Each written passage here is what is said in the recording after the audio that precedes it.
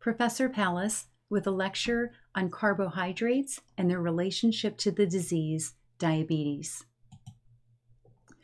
Diabetes mellitus is the inability of the body to use or to make the hormone insulin. There are several different types of diabetes: type 1, type 2, prediabetes, gestational diabetes, and maturity onset diabetes of youth, or MODY. When the body has diabetes, the body is not properly able to regulate blood glucose levels. Remember that glucose is the monosaccharide, the single sugar unit carbohydrate, and that the body breaks all foods down into the glucose molecule, which readily and easily circulates in the blood and is easily used by the brain for fuel, by the red blood cells for fuel, and by other cells all throughout the body for energy or for storage as glycogen or as fat. More than 9.3% of Americans suffer from some form of diabetes. The incidence of diabetes has more than doubled since the 1990s, and more than 200,000 people die from diabetic complications annually. It's the number 7 cause of death in the United States of America. So what are complications related to diabetes? People can have issues with their vision. People may have issues with circulation and blood flow to their extremities. You may hear about people who have their parts of their foot or a foot amputated because of issues related to diabetes. Diabetes is diagnosed with a blood test. When a person has a fasting blood glucose level that is greater than 126 milligrams per deciliter, that is cause for concern. That is considered elevated blood glucose. There's a second blood test that is taken, and this is the blood test that is used to diagnose diabetes. This is called the hemoglobin A1C. You'll see this often referred to as the HA1C. When the HA1C is greater than 6.5, the diagnosis of diabetes is delivered to the patient. The doctor will deliver the diagnosis.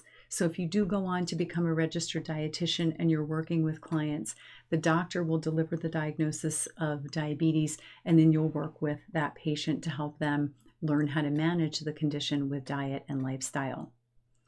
Hemoglobin A1C is actually a measure of what a person's fasting blood glucose looked like for the past 3 months. So it's a very interesting blood test.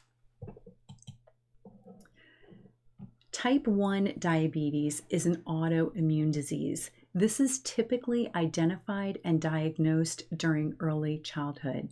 It accounts for only 5% of total diabetes cases in the United States of America. When someone has type 1 diabetes, it's an autoimmune system, and the body is actually destroying the beta cells in the pancreas. Those are the ones that make the insulin. So the body, since it's losing its beta cells in its pancreas, it can't make insulin. Because it can't make insulin, the blood glucose, the glucose when it gets in the blood, it stays there because the insulin is what increases the number of transporters in the cells and promotes the glucose to go out of the blood and into the cells. People who have type 1 diabetes, they're usually diagnosed as children. They tend to have the following signs and symptoms: excessive thirst and urination, blurred vision, weight loss that's not planned, hunger, and fatigue. So why are they having hunger and fatigue? Because the glucose is stuck in the blood. It's not getting into the cells where it can be used for energy or used to build up muscle or used to perform other functions. So this is why they're tired and why they're hungry, even though they're eating. This is treated with insulin injections. That is the solution because the body is not producing enough insulin. That is type 1 diabetes. Type 2 diabetes is different.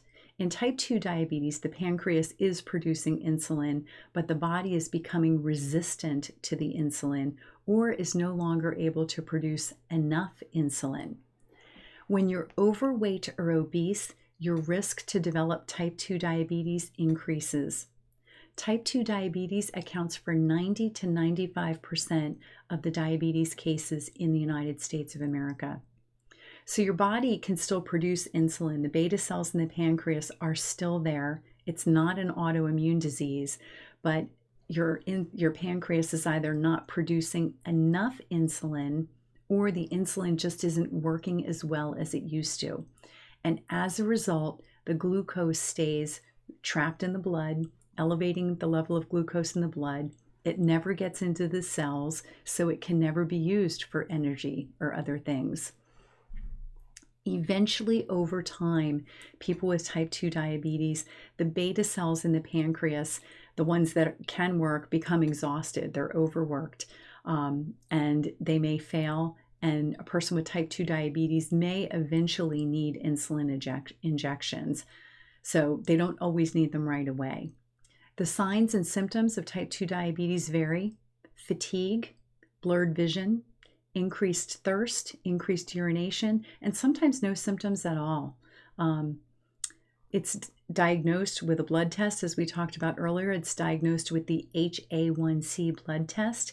The indicator that you would have the HA1C test would be that you had an elevated fasting blood glucose level, which would be picked up in your regular lab panel, and then they would call for the A1C test. So this can be a predictor of another condition, another disease condition called metabolic syndrome, and we will talk about that later in the semester.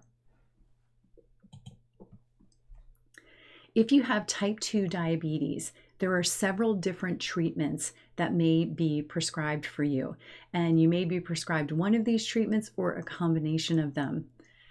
The first and easiest thing to do is to try to manage the diabetes with a controlled carbohydrate diet with timed intakes of food. To modify your lifestyle to include physical activity, and then possibly to layer in medications such as metformin, glimepiride, and eventually, if your body stops producing insulin completely, you may need insulin injections. So let's talk for a minute about a carbohydrate-controlled diet with timed intake. You remember in one of our earlier lectures, we talked about the dangers of not consuming carbohydrates for 18 hours or more, that the body would begin to burn fats and release a byproduct called ketones into the blood, which could create ketoacidosis. By timing your intake of food, you ensure that you're never going too many hours without food, so that the body doesn't have to rely on starting to break down amino acids and then fats to produce glucose. So for a diabetic, a lot of times a diet is not 3 meals a day, it might be 6 meals a day, and they're timed specifically so that people are not going too many hours without food. A controlled carbohydrate diet means that you're controlling the amount of carbohydrates that's consumed at each meal or at each snack. When you have diabetes, one of the general rules of thumbs is to remember the macronutrients: carbohydrates, fats, and proteins. And when you have diabetes, your goal is always to consume at least 2 macronutrients every time you eat something. Always carbohydrates and one other thing: carbohydrates and fats or carbohydrates and proteins. In a perfect world, you'd consume all 3 together, because when you consume carbohydrates, fats, and proteins together, your body can best use all of the nutrients in that food. So we say lifestyle, including physical activity, and there's a reason for that. So when the glucose is trapped in the blood, we want to use it. We want to get it out of the blood into the cells for use. When your muscles are being engaged in physical activity, they need energy. So they're using up the glycogen that's stored in the muscles. When they run out of the glycogen, they're going to look for more glucose.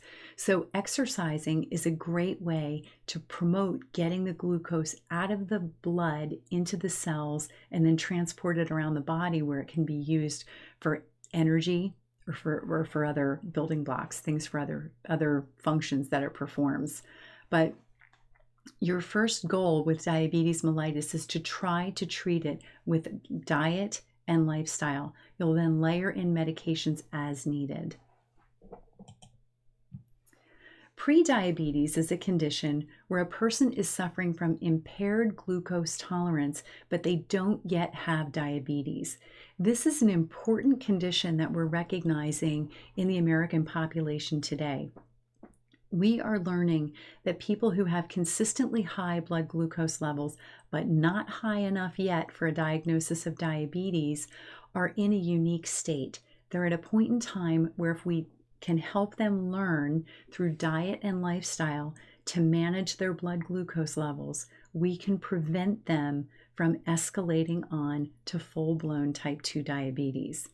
So these are people, pre-diabetics, have a fasting blood glucose of between 100 and 126, and they have an A1C of 5.7 to 6.4. They have an increased risk to progress on to type 2 diabetes. So we want to prevent that from happening. And the easiest thing to do is to help these people learn to modify their diet and to modify their physical activity, usually increasing their physical activity level, and also paying attention to the timing of food when they're eating. And we can help these people manage that blood glucose down and prevent many of them from escalating on to type 2 diabetes. So one of the things that's concerning in our world today is people are on a fad diet program called intermittent fasting.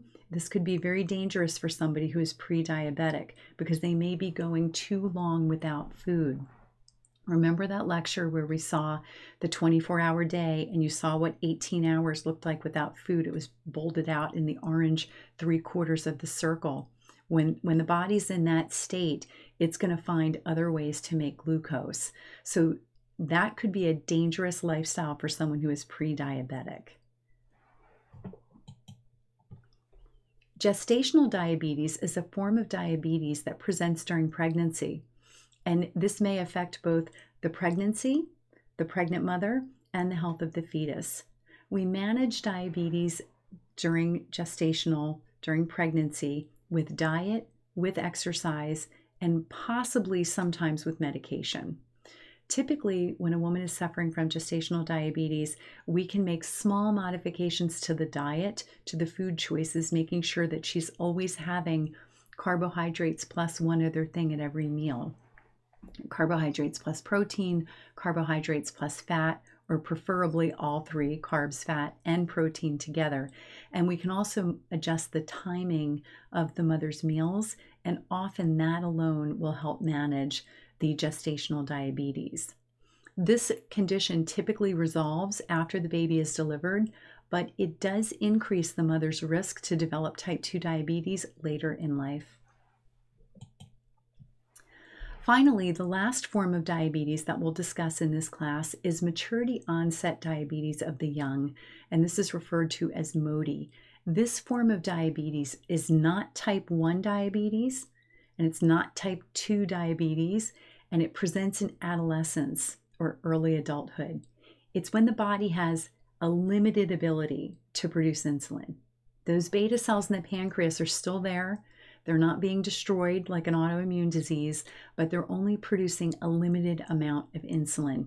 This is a genetic condition. It's caused by a single gene mutation, and genetic testing will confirm what type of MODY the patient is suffering from. Typically, there's a family history of diabetes in successive generations when this presents, and you will see diabetes mellitus. The abbreviation for that is a capital D and a capital M, DM. There is no way to prevent or cure MODY, but it's predictable and it's manageable. And one of the first ways we manage it is with diet and lifestyle. So that's your short lecture, an introduction to diabetes and its relationship to carbohydrate intake.